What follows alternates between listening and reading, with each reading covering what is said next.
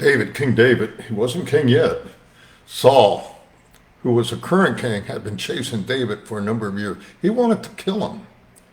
David was in serious danger all those years.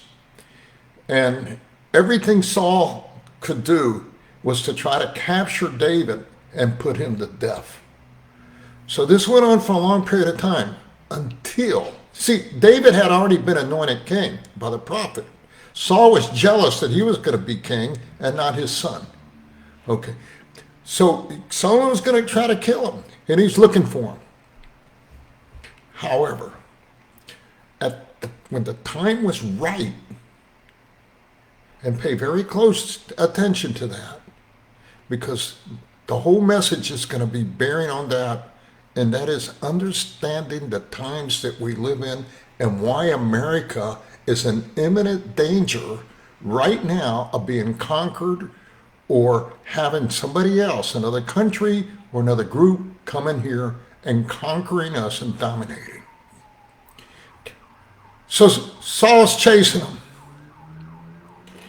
A number of people, though, in First Chronicles, you'll read a whole list of men who decided to go and join David. Warriors of every sort, over 50,000 of them. But among those 50,000, so they got all the fighting men, they needed something else. And it says in First Chronicles 12:32, it says this, that men of Issachar who understood the times, they understood the times they were living. They're in a transition time. They understood the times and they knew what Israel should do. See, Israel had the fighting men. Now they needed the thinking and strategic men that understood the times that we're living in. People, let me tell you something. We live in a very precarious time right now here in America. And I'm going to tell you why. I'm going to give you 8 reasons why we're ready to be dominated. Especially, I got cut off there for a second. Especially, I hope I'm back on. Especially by Muslims. And I'm going to tell you why. Okay. When was the last time America was unified? Was in what? It's when the Twin Towers went down by Iranian pilots who hijacked our jets on 9/11. You remember that? The country all came together. They had a cause. And oftentimes for a country to come together, it takes some kind of catalyst, some type of catastrophic event for people to come together. We recently had one here in Kerrville when the flood wiped out all these camps full of young people. All the people in the community came together. A crisis can do that. But let's face it, let me tell you 8 reasons why we're ready to be dominated. First one, we are divided politically. Not just with Democrats and Republicans anymore. Now we're divided by Democrats, Republicans, communists. Can you imagine a guy that quotes Marx and Lenin to be elected mayor who hates Jews and whose specific purpose is to annihilate Israel, being elected mayor of New York City, where a great majority of Jews live? Sad to say, Italians too, and I can't even understand that, unless they just totally given in, which is another reason that I'm going to talk about. But politically, we are totally divided, okay? We are not unified as a country. We're divided educationally, okay? We got most of our professors in a lot of these liberal arts universities and Ivy Tower type colleges are loaded with woke teachers and professors that don't know the right hand from their left. They have absolutely no common sense whatsoever. They got no sense of history.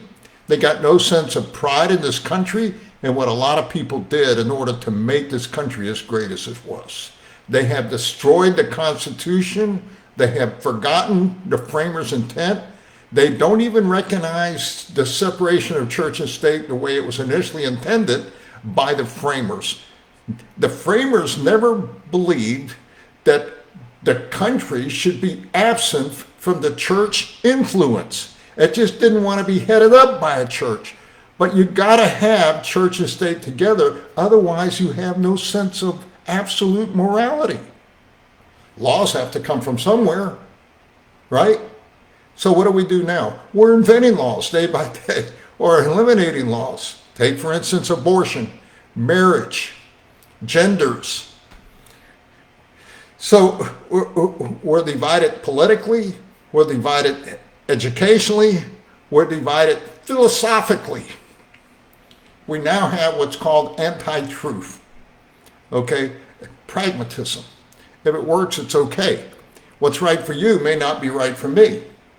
There are no more universal truths in this country, okay?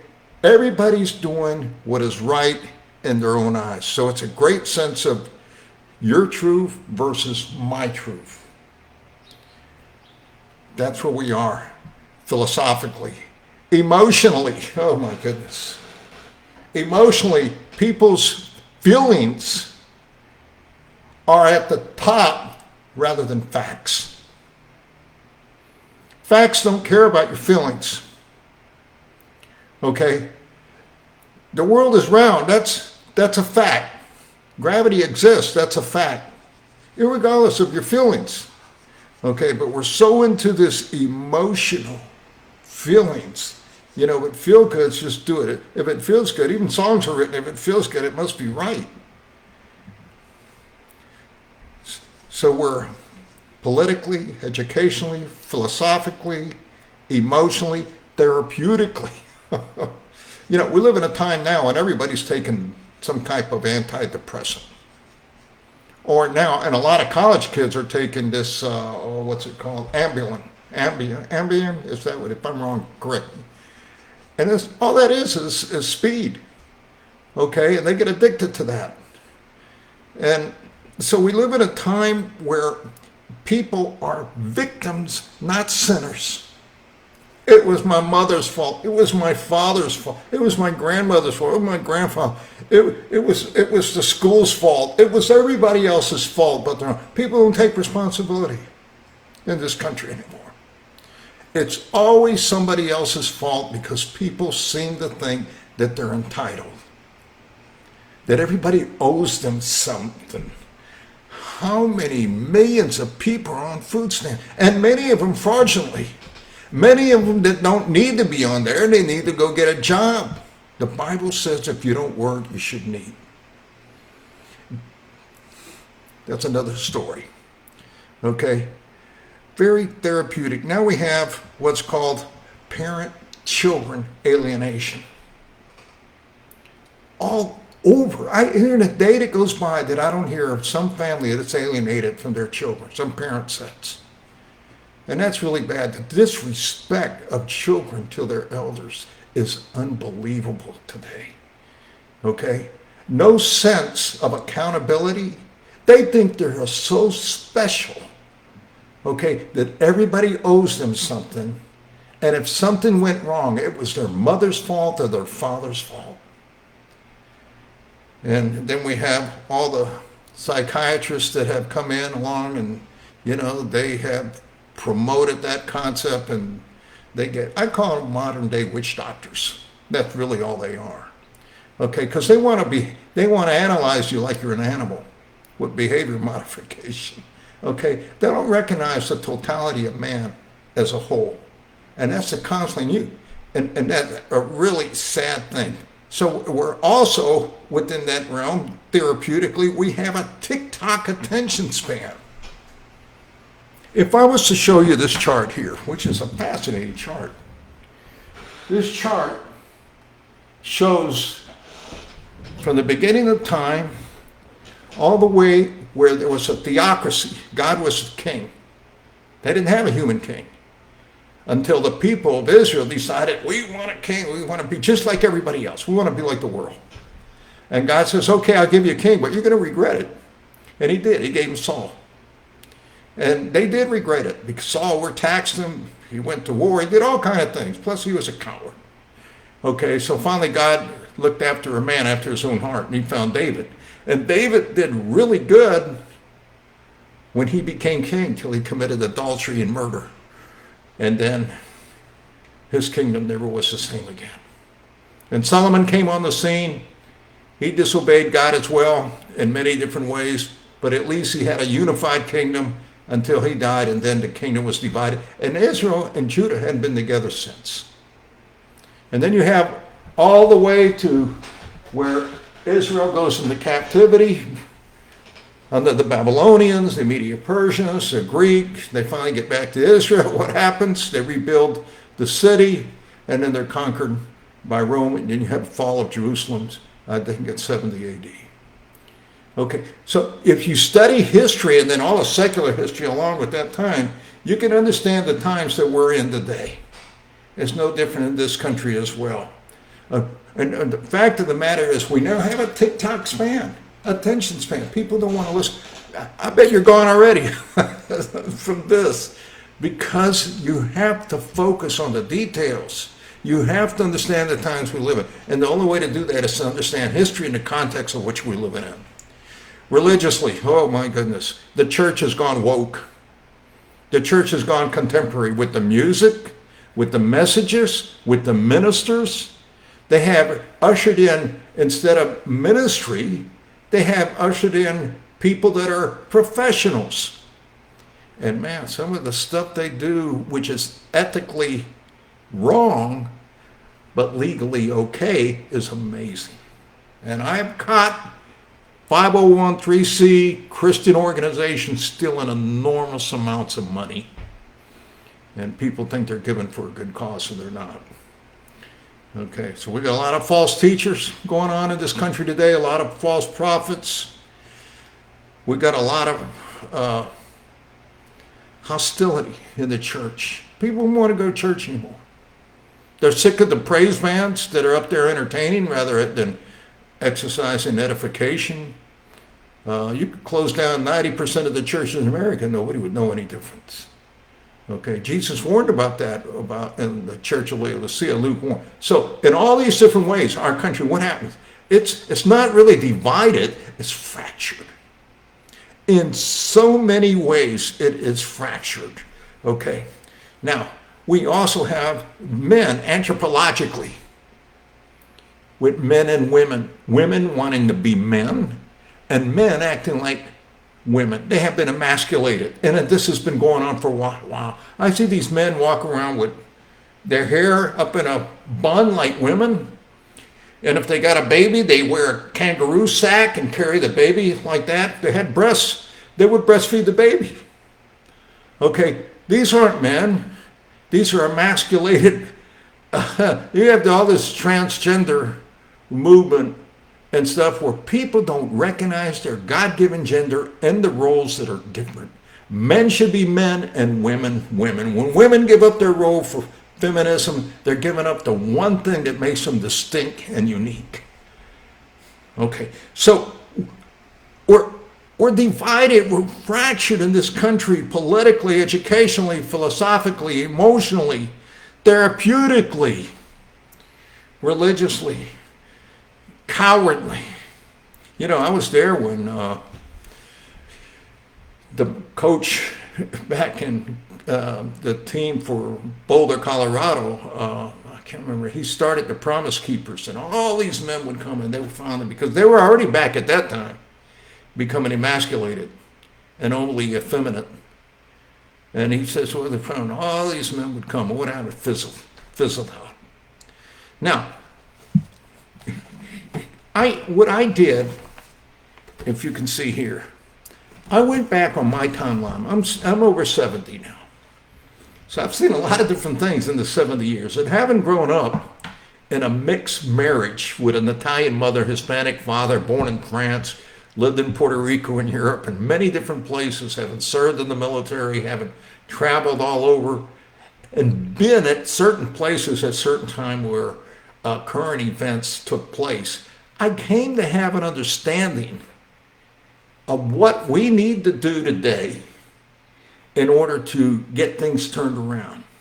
Okay, see, when I was young, as a young boy, I used to watch my father march in the army, and all these soldiers marched, and they play their band and very patriotic and carrying their rifles and doing, all the things the guards do, and it was fascinating to me.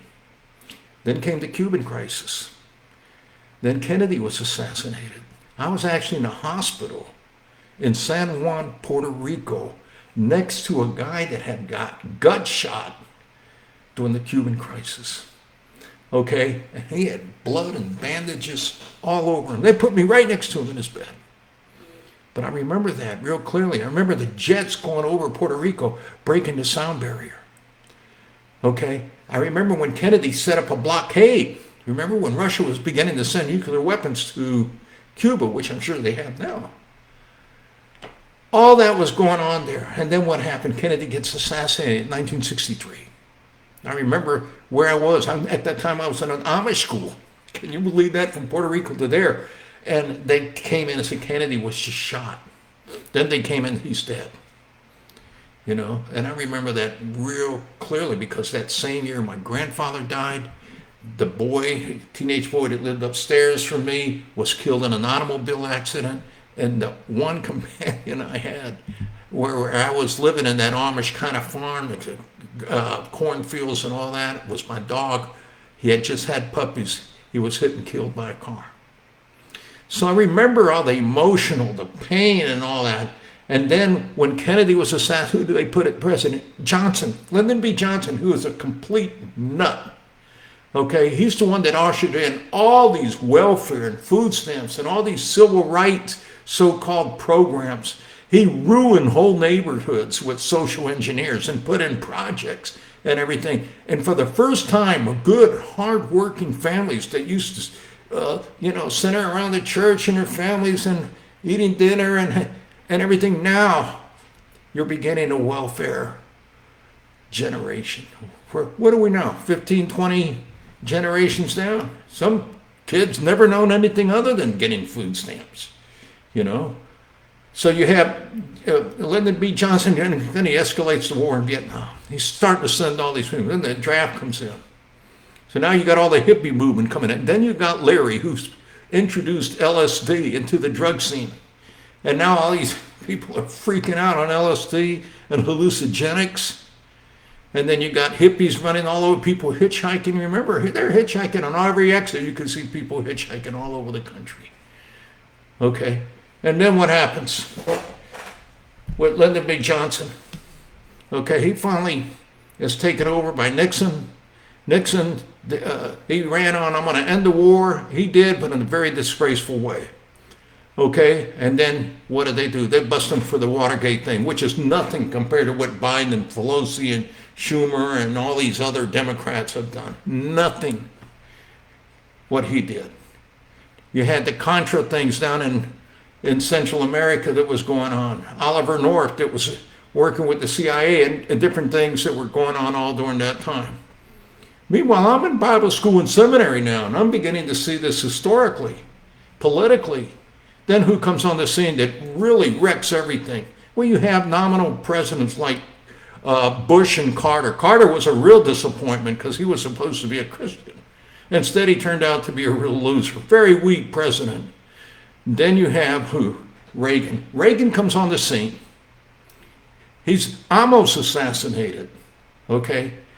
But then he's ushering in this all-volunteer army, which is raising the ranks and the morale of the military. And then what happens? Do you remember what happened then? The USA Olympic team beats professional Russians in hockey. And all of a sudden, Americans were patriotic again. And that went on for some time.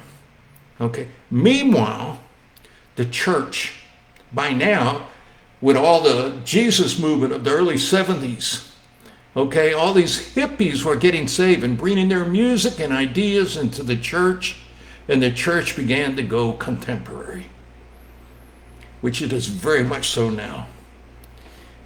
And then they ushered in other things. With Dobson, he brought in psychology. So then they had what's called a tossed salad approach with psychology and Christianity. Okay, trying to somehow merge the world. And so what churches began to do, instead of counseling like they used to do with pastors, now they're outsourcing it to professionals. And the professionals are charging big money for this. Christians that are exercising and using their spiritual gift for profit. Was never intended to be that way. At the same time, you got the feminist movement moving like crazy. Okay, women now have a lot of authority and they have opportunity. What do they do with it? They flaunted it. They abused it. They did things that were so out of control. Now you got women pastors. You got so-called women prophets. Then you have, on top of that, going on when Obama comes on the scene and he promotes all these lesbian gay rights, even takes the White House and turns it into a rainbow color. You know, you got all these Muslims coming in here now because Biden, who was an idiot and surrounded by idiots, they were more concerned about power than they were for the average American person. They didn't have any sense of obligation to the soldiers that served in this country and all the people that paid a heavy debt to make this country what it was. Now, this country has not been perfect in many ways. I think a lot of the things we've done with the Indians, bombing nuclear bombs in Japan, that totally violated any kind of war boundaries, so what you should and shouldn't do in a just war. Okay? And they did it for a cowardly reason because they wanted to save lives of Americans at the expense of killing Japanese. That's a form of ethnocentrism. Okay? So I'm watching. Listen, people. We are primed to be taken over by Muslims. And let me tell you why. And all those reasons I told you, all the reasons, politically, they're united. Okay? Educationally, they learn from the Quran. Okay? I see them out here at the park. They're out there praying 5 times a day. They memorize the Quran. Okay? Philosophically, they got the same idea and goal, and that's world domination. Okay? Emotionally, they are caught up with glorifying Muhammad and Allah. They're unified in that sense. Therapeutically, man, they support one another greatly. Okay? They are strong when they come together. Religiously, I don't need to say anything about that. Okay? The Muslim religion is not a cowardly religion. It is a warrior's religion. They have all the things that unify them and make them strong where Americans are weak as a culture. So we're not just divided, we're splintered. And let me tell you, right now, there are over 1,000 Islamic sleeper cells in America just waiting for the right time to take over. Much like when David was in transition. And unless we wake up and be like the men of Issachar and understand the times that we live in and know what to do, it's all over. It's going to be all over.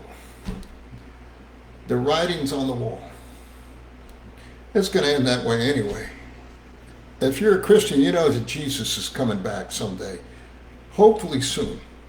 Now, you take every Christian out of America, and then the Muslims will really take over. Okay? Because there won't be any Christians left here.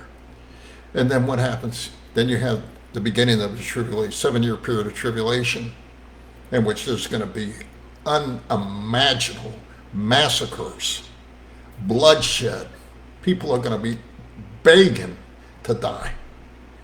Women that are pregnant, they better hope they don't get pregnant during that time. Little children, my goodness, it's going to be a terrible time all the way up until the Battle of Armageddon. And then Jesus comes back and set up this millennial rule for 1,000 years in Rome. Listen, you need to understand history. We need to get a grasp of the times that we live in, not the times that somebody else lived in. We need to grab reality and have a lot of common sense in how to be prepared when this happens. Not if, but when now. Okay? Get your Bibles. Talk about this with your friends and your neighbors and your family and ask them, listen, do we understand the times? What will we do? What are we going to do? Are you going to know what to do during that time? Okay. God bless you all.